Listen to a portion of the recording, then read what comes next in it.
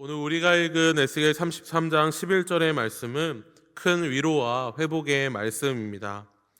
우리가 읽었듯이 하나님께서는 나의 삶을 두고 맹세하노니 나는 악인이 죽는 것을 기뻐하지 아니하고 악인이 그의 길에서 돌이켜 떠나 사는 것을 기뻐하노라 라고 말씀하십니다.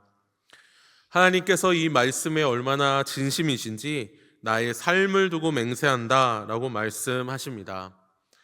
단순히 돌이켜라, 명령하고 간구하는 것이 아니라 나의 진심을 봐달라, 나의 존재를 걸고 말한다라는 매우 엄중한 말씀입니다.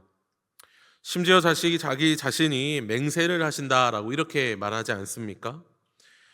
하나님은 지금 그 자신이 얼마나 간절하고 애탄지 악인이 돌이켜 회개하고 회복하는 참 구원을 누리는 것을 얼마나 간절히 원하시는지를 말씀하고 있습니다.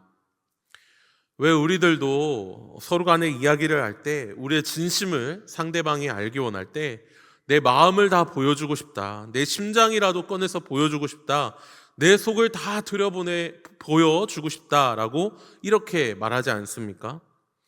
지금 하나님은 그러한 마음으로, 그러한 심정으로 말씀하고 계십니다. 악인이 회복되기를 기뻐하노라 라고 말이죠. 사랑하는 성도 여러분, 이 한 구절의 말씀에서, 에스겔 33장 11절의 이 말씀에서 이러한 하나님의 간절한 마음이 보이십니까? 이 하나님의 이 마음을 우리가 잘 이해하려면 왜 하나님이 이렇게까지 말씀하시는지를 우리는 살펴보아야 합니다. 왜 하나님은 이렇게까지 간절한 표현을 사용하시면서 악인이 돌이켜 회개하는 것을 기뻐하신다라고 말씀을 하실까요? 그것은 우리가 에스겔 1장부터 32장까지, 바로 에스겔 33장의 전 단락까지 이 내용을 간략하게 살펴보아야 합니다. 저희는 새벽마다 공동체 성경 읽기를 하게 되는데요, 공교롭게도 오늘 새벽까지 에스겔 32장까지 살펴보았습니다. 에스겔 1장부터 32장까지는 하나님께서 영광 가운데 포로지로 찾아오시는 장면으로 시작하며 완악하고 돌이키지 않는 이스라엘의 죄를 선지자를 통해 여러 상징과 말씀으로 거듭 지적하십니다. 그 죄 때문에 예루살렘과 성전이 마침내 완전히 심판을 받아 완전하게 무너질 것을 엄중하게 경고하는 내용이 에스겔 1장부터 32장까지의 전체의 내용입니다.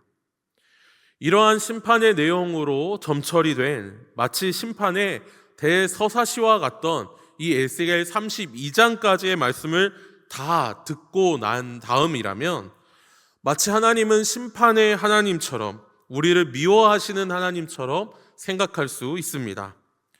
악인이라면 그저 망하기를 원하고 아무런 선도, 아무런 사랑도, 아무런 자비도 없는 그러한 공포스러운 하나님처럼 비추어질 수 있습니다. 하지만 하나님의 이 모든 긴 심판의 말씀은 비단 에스겔서뿐만 아니라 이사야, 예레미야 선지서들, 대선지서, 소선지서에 이러한 심판의 말씀을 우리가 들을 때라면 하나님이 백성을 버리기 위해서가 아니라, 악인을 그저 멸절시키기 위한 하나님이 아니라, 돌이키지 않으면 반드시 멸망할 수밖에 없으니 반드시 돌이켜라 라고 하는 그 인내로 우리를 끝까지 참고 기다리시는 그러한 하나님이신 것을 우리는 확인해야 합니다. 하나님은 백성이 멸망의 길로 가는 것을 단 한순간도 기뻐하신 적이 없습니다.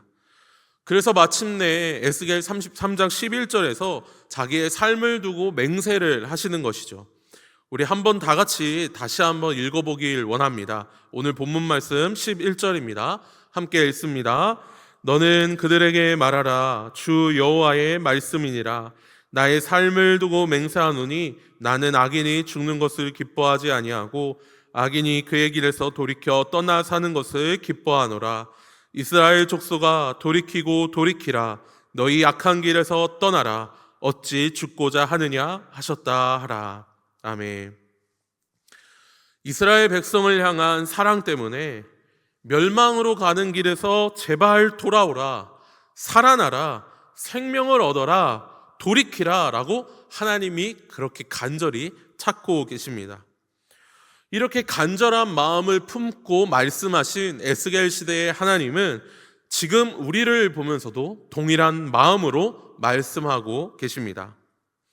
물론 우리가 에스겔 시대의 악인들처럼 성전을 더럽히거나 우상을 세우거나 폭력과 탐욕으로 도시를 무너뜨리는 그런 극단적인 악을 행하지는 않을 것입니다. 그러나 이때 당시의 시대의 악의 본질이 단순히 범죄 행위나 사회적인 타락이 아니라 하나님을 등지고 자기 길을 가는 완악함 그 자체였기 때문에 우리 역시 하나님의 그러한 음성에 귀를 기울여야 하는 그러한 존재들입니다. 바로 이 지점에서 우리는 오늘도 동일한 위험과 유혹 앞에 서 있습니다. 우리는 에스겔 시대의 백성들처럼 하나님보다 나의 판단을 앞세우는 그런 완악함에 빠질 때가 있습니다. 회개해야 할 것을 계속 미루게 되는 완악함에 빠질 때도 있죠. 하나님의 말씀보다 나의 감정과 내 욕심을 더 내세울 때가 있고, 하나님이 이미 여러 번 경고하셨음에도 귀를 닫고 살아가는 그러한 완악함이 있습니다. 이러한 모습이 계속 반복되는 우리의 현실을 바라보게 된다면 사실 우리는 에스겔 시대의 악인과 크게 다르지 않는 모습일 것입니다. 우리가 큰 범죄, 어떤 특정한 범죄를 저질러야 악이 아닌 것이죠.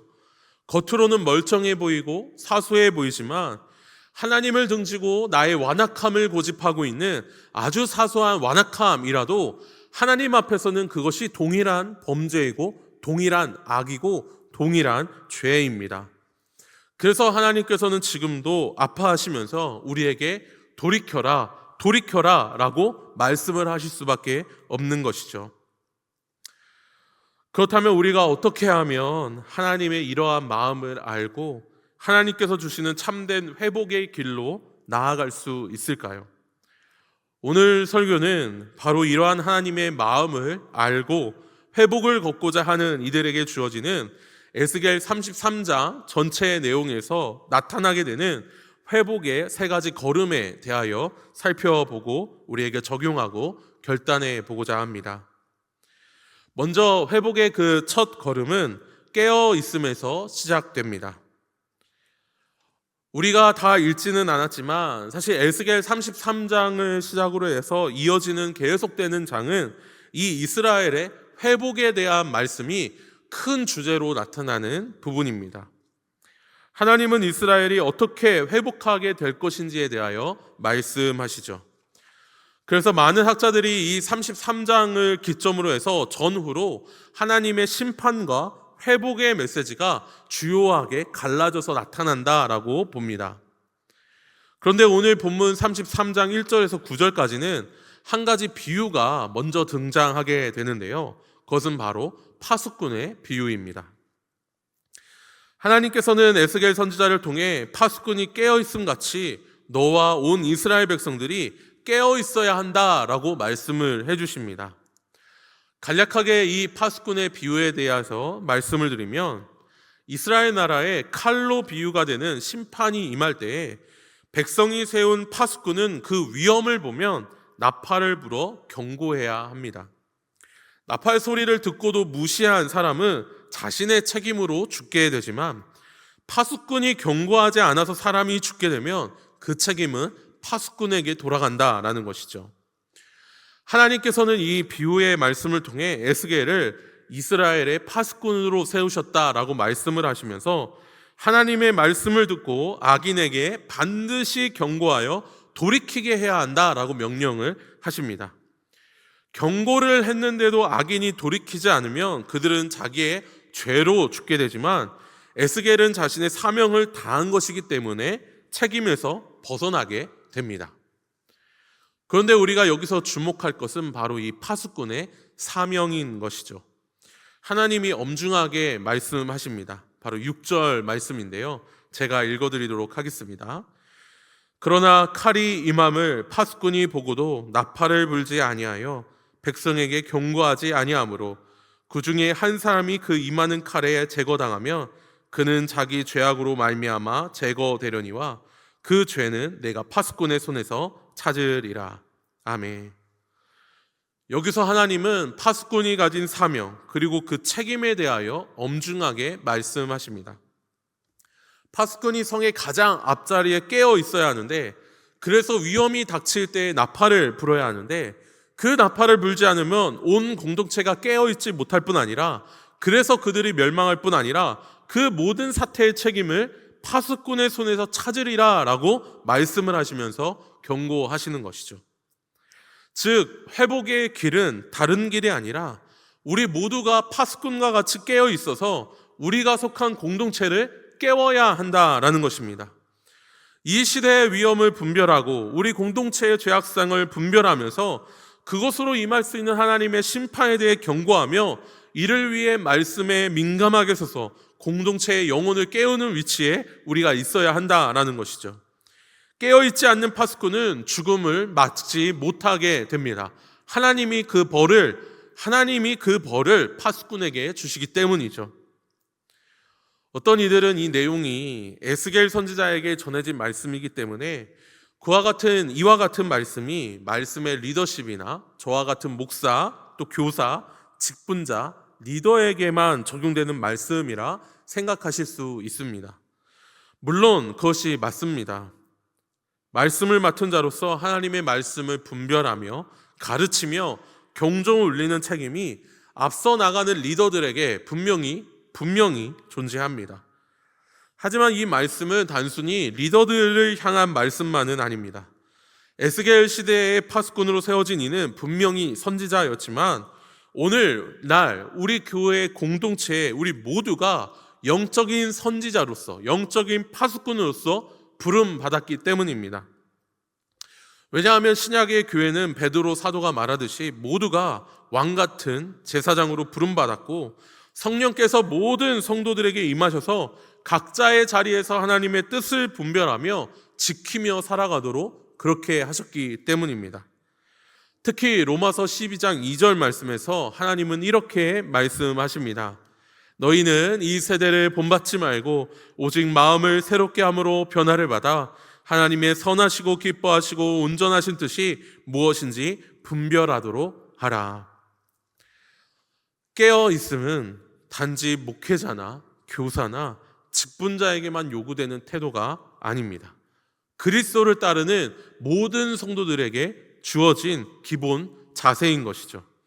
내가 속한 가정에서, 내 직장에서, 내 교회 공동체에서, 내가 맡은 자리에서 영적인 위험을 먼저 보고 깨닫고 회개하고 먼저 기도하고 먼저 돌아서고 먼저 돌이키고 필요할 때는 사랑으로 경고하고 권면하는 것, 이것이 우리 모든 성도들이 가진 영적 파수꾼의 사명입니다. 우리 주변의 영적인 위험은 너무나 조용하게 그리고 너무나 자연스럽게 스며듭니다.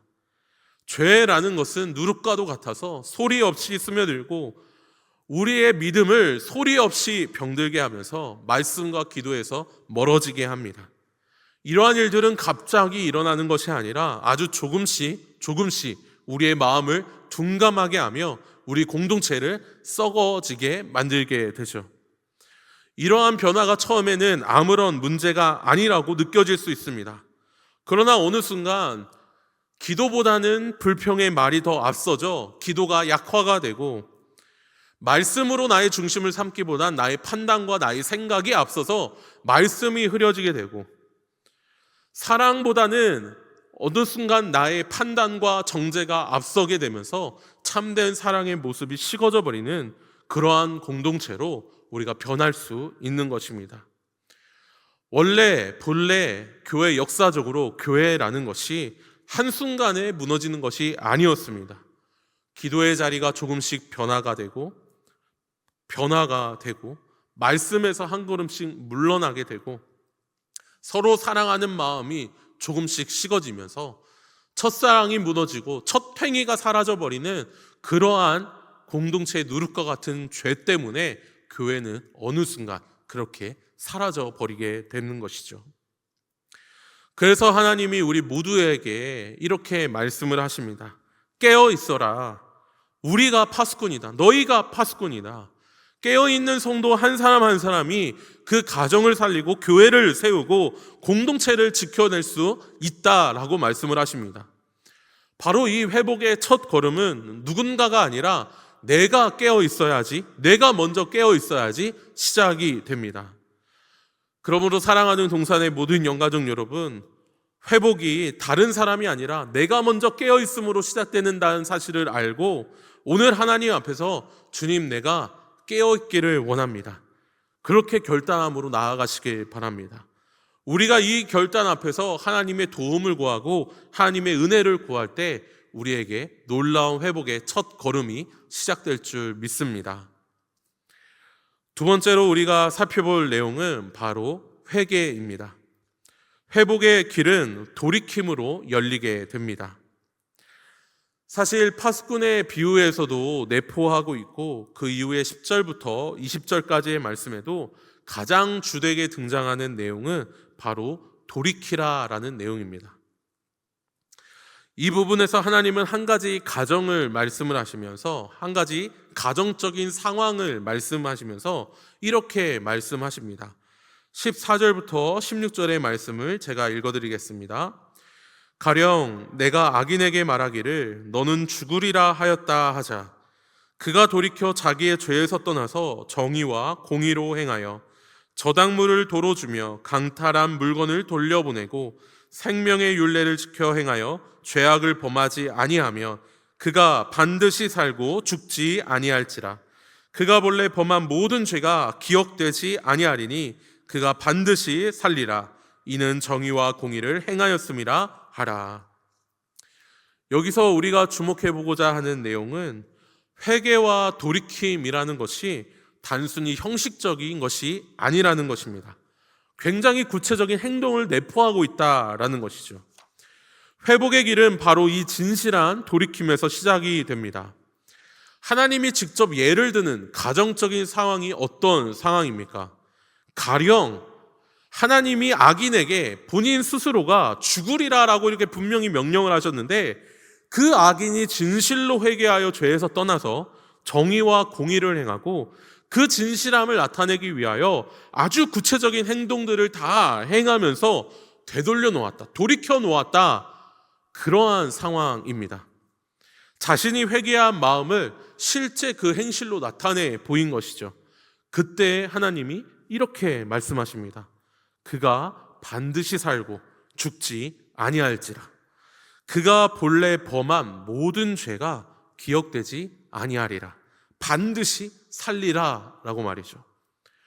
동의적인 의미의 반복이 되는 이 말씀을 세 차례나 말씀하시면서 하나님께서 그를 진실로 회복시키겠다, 회복의 길로 걸어가게 하겠다라고 말씀하십니다. 성경에 이러한 예는 너무나도 많이 있죠. 우리 성도님들도 바로바로 생각나는 예들이 많이 있을 텐데요. 예를 들어 요나서의 니느웨 사람들을 한번 보십시오. 정말 악인의 집단 아닙니까? 악인의 집단체입니다. 그런데 요나의 외침을 듣고 왕부터 백성, 심지어 짐승들까지 옷을 찢고 금식을 선포하며 회개할 때 단순히 마음만 돌이킨 것이 아니라 행동으로 악을 끊어내고 행실로 그 모습을 보였을 때 그 성이 구원을 받았습니다. 이처럼 참된 돌이킴은, 진실한 돌이킴은 반드시 삶의 열매로 나타납니다. 하나님께서 에스겔을 통해 말씀하시는 회개가 바로 이 회개인 것이죠. 감정적인 후회가 아니라, 단순히 입술만의 고백이 아니라 죄에서 떠나는 결단과 정의와 공의를 선택하는 실제적인 변화로 나타나는 회개입니다. 하나님께서 바로 이러한 원리를 본문 15절에서 생명의 율례이다 라고 이렇게 표현하십니다. 율례라는 것이 모세의 율례, 모세의 율법이라고 형식적인 죽은 조문이 아니라 실제로 생명에 이르는 회개를 나타내는 율례로서 마음을 다해 지키는, 생명을 다해 지키는, 생명을 구원에 이르게 하는 참된 율례이기 때문에 생명의 율례이다 라고 말씀을 하시는 것이죠. 그리고 하나님은 이러한 생명의 율례의 원리를 따라 참되게 회복하는 자에게 영생을 선언하십니다. 반드시 살리라. 그의 죄를 기억하지 아니하리라. 본래 범한 모든 죄까지 다 사하리라 라고 말이죠. 사랑하는 성도 여러분, 하나님은 지금 우리에게도 이렇게 말씀하십니다. 돌이켜라, 돌이켜라, 어찌 죽고자 하느냐? 돌이켜라, 회개하라 라고 말이죠. 그러므로 지금 이 순간 내 삶에 우리의 모든 죄를 끊고 거룩한 삶으로 돌이키는 결단이 우리에게 필요합니다. 회개라는 것은 미루는 것이 아니라 지금 이 순간 우리가 하는 것이죠. 바로 그때 예수님이 말씀하신 것처럼 오늘 너에게 구원이 임했다, 오늘 내가 나와 낙원에 이를 것이다 라고 말씀하시는 예수님의 즉각적인 회복과 구원의 음성이 우리 모두에게 들려지실 줄 믿습니다. 마지막 세 번째로 우리가 살펴볼 회복의 길은 행함입니다. 회복의 길은 행함으로 완성이 됩니다. 사실 참된 회개라는 것 자체가 행함이 동반된 진실한 회개이기 때문에 그 이후의 삶도 진실한 행함을 동반할 수밖에 없습니다. 자연스럽게 그렇게 될 수밖에 없는 것이죠. 즉 참된 회개가 참된 성화를 낳습니다. 거룩한 삶으로의 변화를 낳고 계속해서 그것으로 이어지게 됩니다.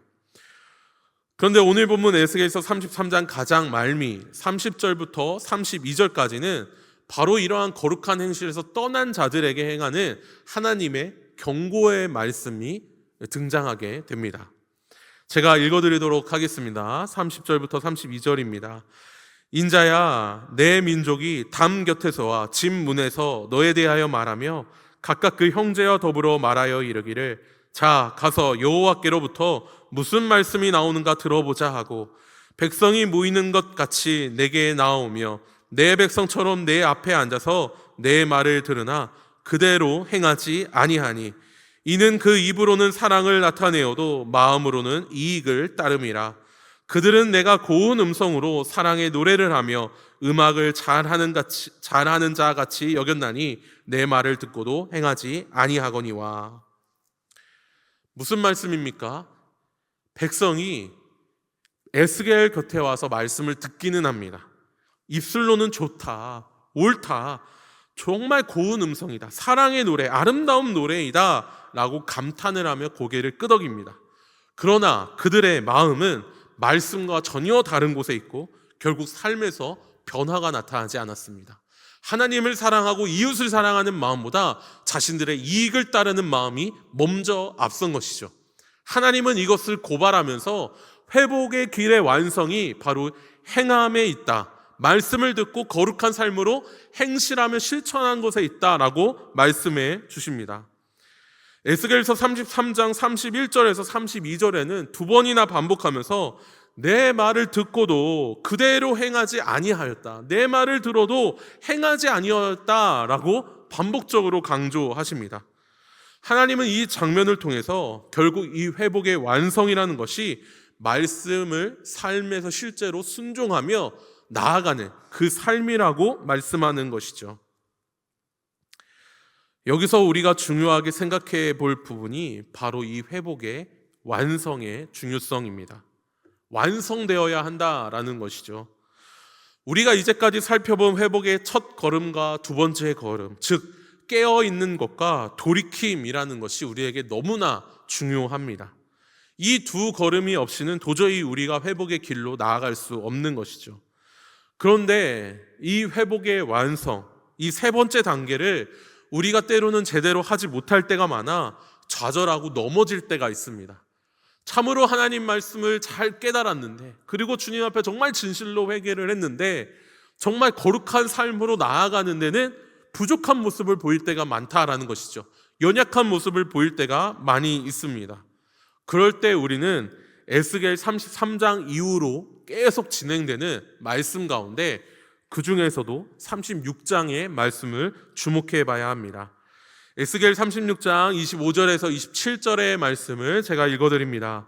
맑은 물을 너희에게 뿌려서 너희로 정결하게 하되 곧 너희 모든 더러운 것에서와 모든 우상 숭배에서 너희를 정결하게 할 것이며 또 새 영을 너희 속에 두고 새 마음을 너희에게 주되 너희 육신에서 굳은 마음을 제거하고 부드러운 마음을 줄 것이며 또 내 영을 너희 속에 두어 너희로 내 율례를 행하게 하리니 너희가 내 규례를 지켜 행할지라.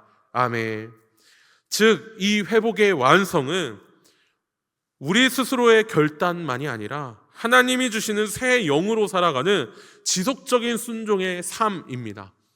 우리를 깨우치시고 우리를 돌이키시는 성령 하나님의 그 놀라운 역사가 우리의 회복의 완성까지, 행하는 진실한 순종까지 성령 하나님의 도우심으로 말미암아 계속해서 일어나야 한다라는 것이죠.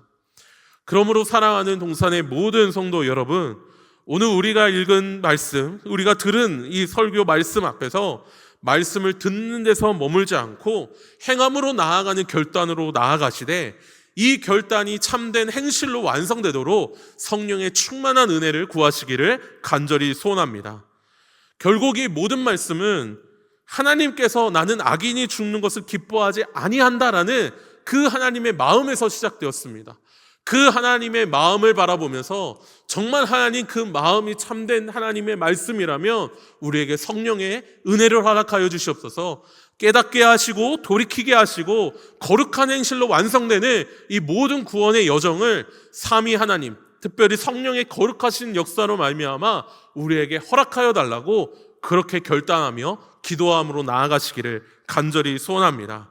그럴 때에 우리가 속한 모든 공동체, 우리의 삶 가운데 하나님의 놀라운 구원의 역사가 분명히 선포되고 드러날 줄 믿습니다.